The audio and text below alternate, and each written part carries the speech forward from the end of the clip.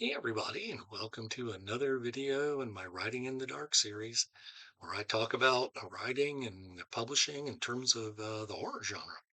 Today I want to talk about cozy horror, which is something that on social media was like a big storm a couple weeks ago. So of course it's time for me now to try to reignite it. The reason it was so odd that it was a storm is because the idea of cozy horror has been around forever as what was called quiet horror back in the 80s. I think it's the word cozy that might have done it, which is kind of brought from like cozy mysteries. But we'll get into that in a minute. First, let me remind you that my latest horror novel, Hunter Called Night, it's out right now. Not cozy. It's a blend of weird fiction and extreme horror that is definitely not the kind of thing that we're going to be talking about today. But we are going to talk about a little bit because one of the things I do is I will take everything, every type of horror you can imagine, and put it together in kind of a quilt. So there are scenes in any of my books, and certainly some of my short stories might qualify for quiet horror. So what is cozy horror? I put this into GPT and just asked it what it was to define it for me. Um, so it said cozy horror is a subgenre of horror literature or film that combines elements of horror with a sense of comfort or coziness. It typically features atmospheric settings, eerie or supernatural elements, and a focus on suspense and tension, but without excessive gore, extreme violence, or explicit content.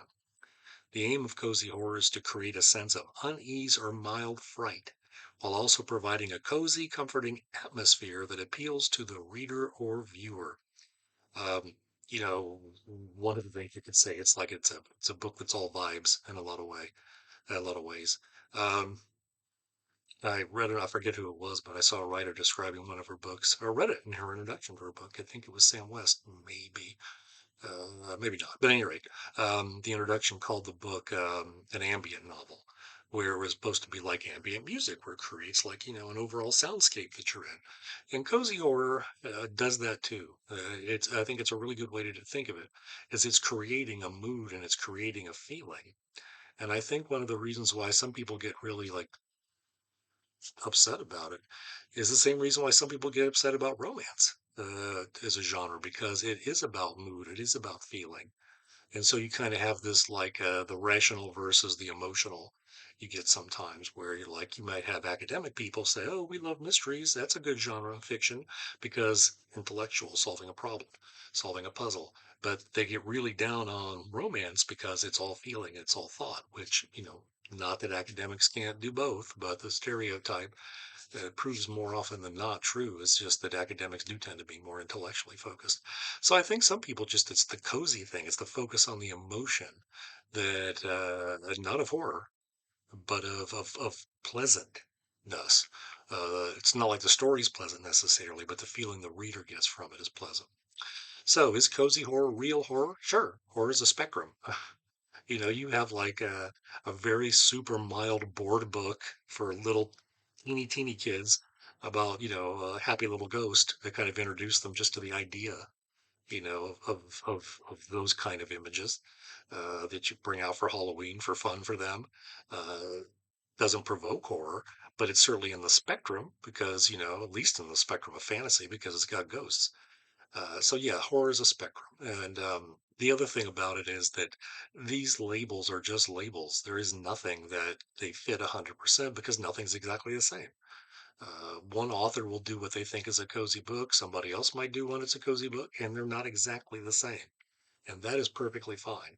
Um, and I'm not talking the argument that you could find comfort in any kind of horror, because I've fallen asleep watching horror movies where people are screaming and chainsaws are revving, and I just drift off to a blissful sleep just because I've been a horror fan all my life.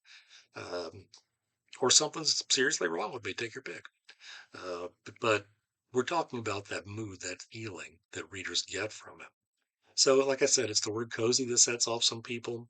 And sometimes they equate it with people who can't handle real horror because, they're not tough enough. They're not hardcore enough. What's wrong with them? Um, it's like a lot of times too in literary fiction, if people are trying to write something that might be uplifting and might be positive, it's considered not serious because it has to be dark to be serious, depressing to be serious, hard to read to be serious, not a pleasurable experience to be serious. And comedy and heartwarming stuff, everything is hard in terms of art. Because whatever kind of thing you're trying to evoke in people, try to get people to cry for one of your short stories. A lot harder to do than it is to try to get them to go kick because you wrote about like a severed limb or something. And as somebody who has plenty of severed limbs in his stories, I'm not putting that down. So quiet horror was a term that was used in the 80s to indicate things like it was more atmospheric. It was more about not having the horror on the stage so much, more implied, more of like building dread, stuff like that. Splatterpunks came along around the same time, which was more like, hey, no, if there's like if this was real, it'd be in your face. It would come at you, it would hurt you. And so they would try to depict, fear and pain much more in their minds, honestly. Um, the other is more artistic, and they thought, it's an artistic approach. So folk horror sometimes too can be considered like cozy horror because it's a lot like quiet horror and neoclassical horror. There's a writer I love. Got one of his books right here, Daniel Mills. Let me guess. Here he goes, like his latest collection, Among the Lilies. He often writes in the style of like Nathaniel Hawthorne or Edgar Allan Poe or writers from around that time, and sets his stories in like the 1700s, 1800s. Love his work. It's so beautiful. Um, but I consider him the neoclassical horror writer in many ways. And there are people that write modern day stories like that, that still have that kind of restraint, that still have that kind of, we're not going to hit you right in the face with everything. It still fits, under cozy horror, quiet horror.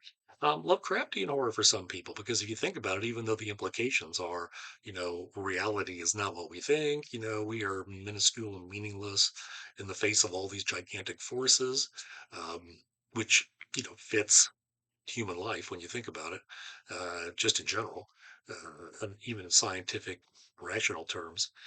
But not a lot of violence happens. Stuff happens off stage. Something may show up at the end, and you can think, "Oh my God, here comes the thing," but it's not like we see anybody get torn apart or whatever. So you could argue that Lovecraftian horror at this point, for a lot of people, could serve as cozy horror. Um, Certainly, I would count it as part of neoclassical because that was one of his big aims, and it's 100 years ago by this point, so could just be called classical.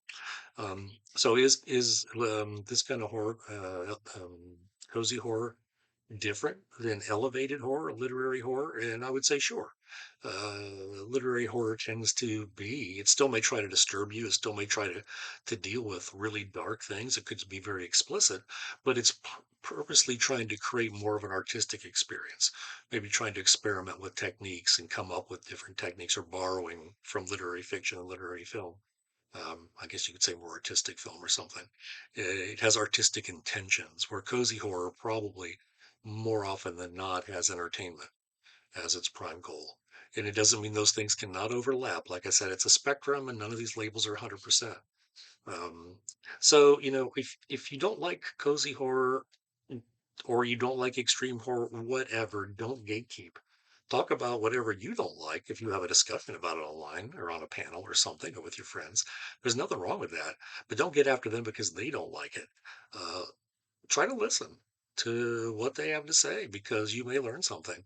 And especially as a horror writer, the more any kind of writer, any kind of artist, the more you understand the spectrum of what you're working in, the more you have to draw on. It's like having a lot of different colors, like on your palette if you're a painter. Why have two or three when you can have all of them? And maybe some days you won't use this one variety of blue. But if you know it exists, then you can choose to use it someday if you want to, or it seems to be the right color. Just let people enjoy what they like, and remember, all horror is beautiful. It's all good. Um, so, what does an audience get from cozy horror? Why do they seek it out? Maybe why should you write it? If you're looking to kind of connect to a wider audience, because there is a wider audience for this. The people that other types of horror too intense for, too extreme for, even if horror fans would not call it intense or extreme, probably respond better to cozy horror. So you could widen your audience quite a bit. Um, Also, maybe certain types of horror for young adults, middle grade especially, might fall into this category. At any rate, so they get a pleasant chill. It's fun. It is, and it's just a chill. It's not like a gut punch because of this horror. If you ever seen the movie Martyrs, Well, it's awful. It's not going to be not like that. They're going to get a pleasant chill about what's happening. It's a safe experience. I mean, reading is always a safe experience in the sense that nothing's going to happen to you. But you invite a lot of stuff into your head in terms of concepts and images and things like that, and you don't know what's coming next. And so something can kind of just jump into your head, and that can be, that's one of the strengths of horror is that it doesn't have to be safe. You don't know what's coming up. That uncertainty, a lot of people like. But when it comes to cozy horror, it's safer. You know that you're not going to get something so disturbing that it's going to mess you up, for hours or days, nothing like that. Like I said, an ambient experience, it's like the movies, like the 1930 Universal movies where they're on the graveyard and there's like fog and mist rolling around on it, and tombstones and the trees without any leaves and everything. You can find YouTube videos like this. You fire a place in the haunted house and you can put it on for hours. So it's similar, that similar feel. Story still moves along, the story still builds. It's not static like the way those things are, but the atmosphere, the feel emotionally around the reader as they read, pretty much the same. The comfort of ritual. A lot of people who read genre fiction, that's what they like. They like seeing vampires and werewolves. They're comfortable with those things. And if there's a little bit of change to them, that's all right. But they still like their vampires and werewolves.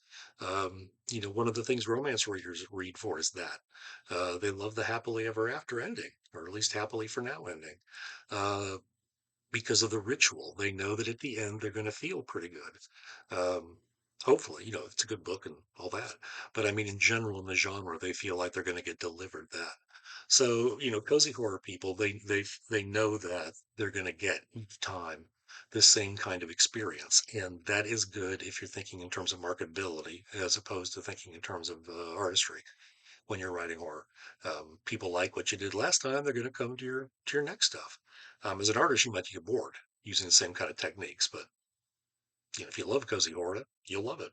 You won't get bored with it. They get entertainment rather than disturbance, an emotional experience rather than intellectual engagement, like they might get with literary horror.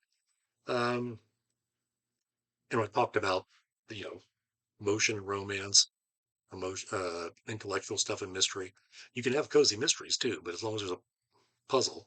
Nobody seems to be too upset about anybody reading those. They seem perfectly fine and happy. So examples of cozy horror already mentioned Universal horror films.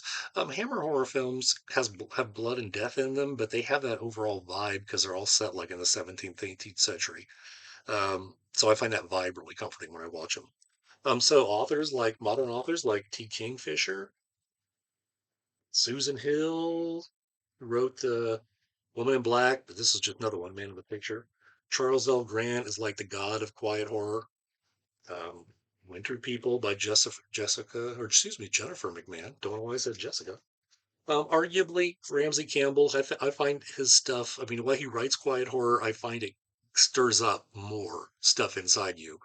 I'm not sure if people would call him cozy horror. Same with Shirley Jackson. Sometimes people like list her as cozy horror, but she got digs down a little bit farther than I think a lot of cozy horror does. I think both Ramsey and Shirley probably disturb more than most cozy horror, but definitely not extreme. So that would really fit that for the need for cozy horror. Movies like The Fog and The Changeling, all kinds of atmosphere. I mean, The Fog literally it's atmosphere. I remember watching the theater going, "This is a great movie, but hardly anybody dies. It's not like Halloween." Um, so techniques for writing cozy horror, if you want to, you want to focus on atmosphere, do a slow burn, building of dread, suggest more than you show, strong focus on the character's internal, external world, lack of overt violence. Usually there's the supernatural, but it may be vague or uncertain. And your goal is to give the audience, like I said earlier, that pleasurable chill, not to disturb, shock, or traumatize them. Best way to learn to write it is to read it. Um, and if you think it's like not for you, give it a try anyway. Start with somebody like Ramsey if you haven't read his work. I mean, he's a genius, one of the greatest living horror writers ever in history. So enough about that. Do you have any questions? Put them down in the comments or any comments about, especially recommendations for cozy horror.